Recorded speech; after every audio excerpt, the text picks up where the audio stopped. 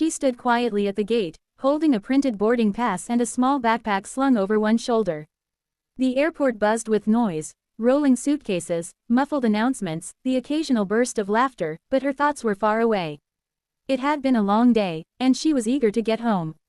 Her seat was already assigned, and there was no reason to move. But just as the gate attendant called for pre-boarding, something unusual caught her eye. A man, clearly exhausted, clutched a sleepy toddler in his arms. He looked disheveled, not in a disorganized way, but in the way someone does when life has thrown too much at them in too little time. He was speaking quietly to the gate agent, desperation softening his voice. His child, no older than 2 or 3, was half asleep on his shoulder, her tiny arms wrapped around his neck like a lifeline. She overheard just enough to understand that the flight was full and he had missed the final check-in time. The next available flight wouldn't leave for hours. The child stirred in his arms and began to cry softly, clearly overwhelmed by the chaos around her. Her heart pulled. She glanced at her own seat number and made a decision she didn't overthink. Without hesitation, she approached the counter and quietly offered her ticket. "Please," she said, "give my seat to him and his child. I can take a later flight." The gate attendant blinked in surprise.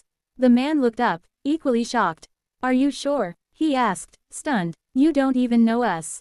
She smiled. "I don't need to. You look like you need this flight more than I do." He tried to protest, but she was already waving it off. "It's okay. I'll manage." The man was clearly moved, his voice faltering as he thanked her. She simply nodded and stepped aside, watching him and his daughter board the plane. She didn't expect anything in return. She wasn't trying to be a hero. It just felt like the right thing to do. What she didn't know was that the man she had just helped wasn't a typical passenger. Beneath his worn travel clothes and tired expression was a very different identity. Daniel Carter, CEO of a major global tech company, known for his immense success but also for his elusive presence in public life. After losing his wife 2 years earlier, he had made a conscious decision to step away from the limelight and raise his daughter quietly, away from the scrutiny and pressure of media and corporate expectations. The trip he was on had been a rare attempt to balance business with family, a board meeting in another state, followed by a visit to a children's hospital he had been funding in honor of his late wife. When the flight schedule went sideways and his daughter grew restless, he had tried every option to board early. He was met with cold policies and unyielding systems. Until this woman, a stranger, gave up her seat for no reason other than kindness. Back home days later, he couldn't forget the moment. He kept thinking about her gesture. Not just the generosity of it, but the peace with which she gave.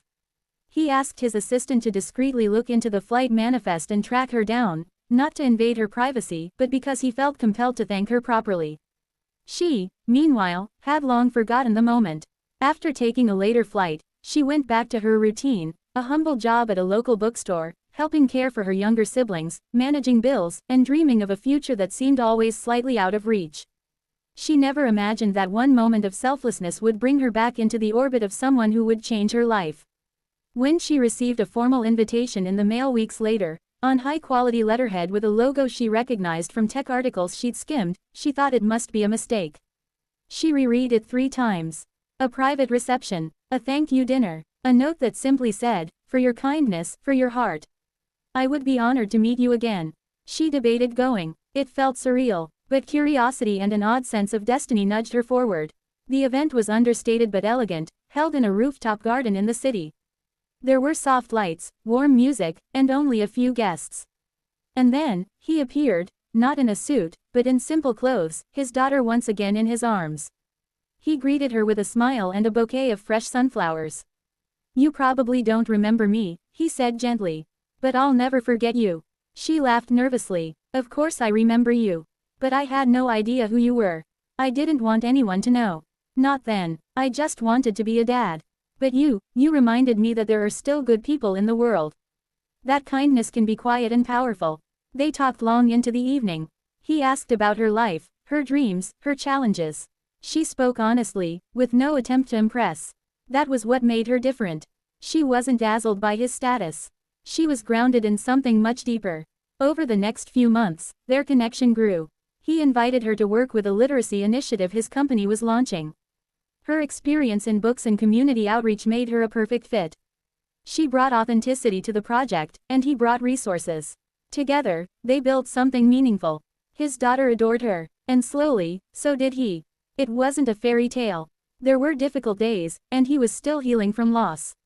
She, too, had walls built from years of struggle. But what they had was real. It was based not on glamour or status, but on something much simpler, a moment of compassion in an airport that led to a friendship, and then something more. Their story became an unofficial legend within the company. Employees whispered about the mysterious woman who had given up a seat and gained a life. She never sought attention or credit. She continued living her truth, grateful for the unexpected turns. Eventually, at a company retreat in the countryside, he proposed, not with a grand gesture, but with a handwritten note tucked inside her favorite book. She opened it to find the words, "You gave up your seat for me.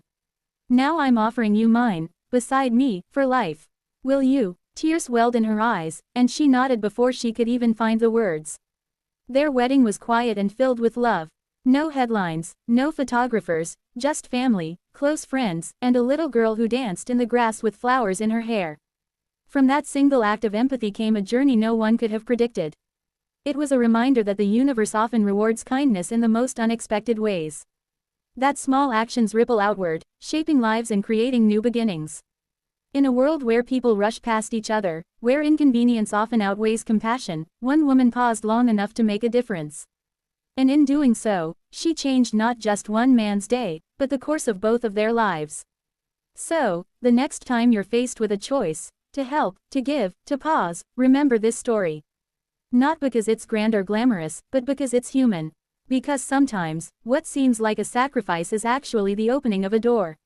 One that leads to purpose, to partnership, and to the kind of love that finds you when you least expect it. And maybe, just maybe, that's what makes it so beautiful.